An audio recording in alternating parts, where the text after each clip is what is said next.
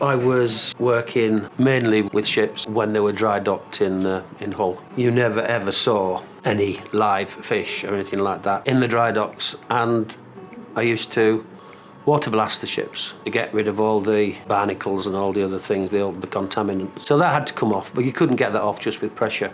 You had to use chemicals, and these chemicals all had various warnings on them. So you had to wear protective gear, goggles, sometimes full hoods, and you can imagine that the stuff was not particularly good. And at the time, I was an active member of Greenpeace and thought there's got to be something better than this, basically. So I started doing some research, and I spent quite a lot of time in the library in Hull, and I discovered lots of works which have been published about pollution caused by chemicals. There was one part of the scene that was put together with regards to the effluent created by domestic chemicals and cleaning products.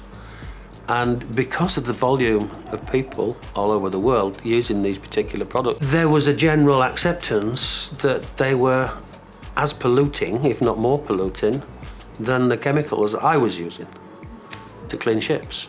So from there, in conjunction with a guy who I used to buy chemicals from to use on the shipping, Dan and I together developed a small range of environmentally responsible household detergents. We started off with washing up liquid and moved then to laundry liquid, multi-surface cleaner, and eventually we developed a full range. When you start working with these health food distributors, you become aware that there are other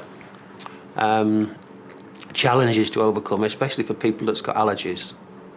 And so the allergy side of it became very, very important. The market changed for the better, I think, because a general awareness of pollution started to filter down from niche markets like Bio-D into the mainstream. When I joined the company, it was kind of very niche, really at the extreme end of the kind of vegan or animal cruelty-free market, but it's become much more mainstream in the last few years.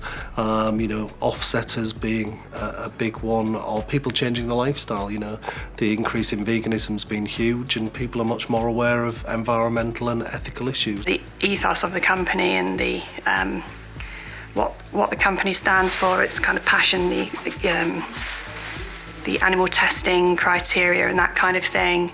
So quickly it became part of me, who I was. It's more than just a job. For me now, the products are so important to me and the story behind them. We have Vegan Society endorsement. All of the products we make are vegan. We are completely cruelty-free.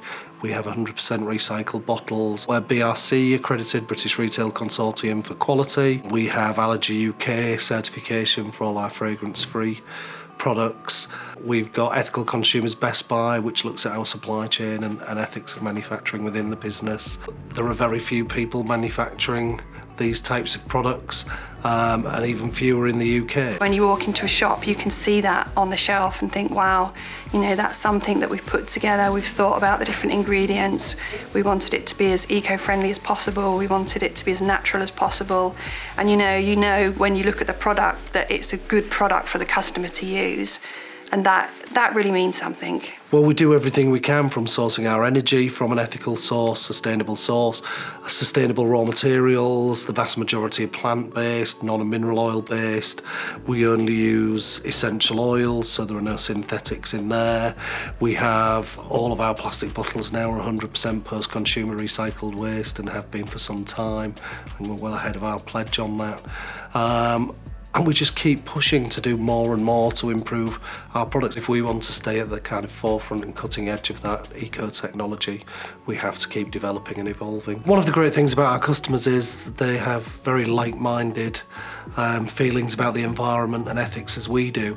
So it's really important to them that we are ethical. They're going and refilling their bottles, not using plastic bags, and those types of lifestyle choices.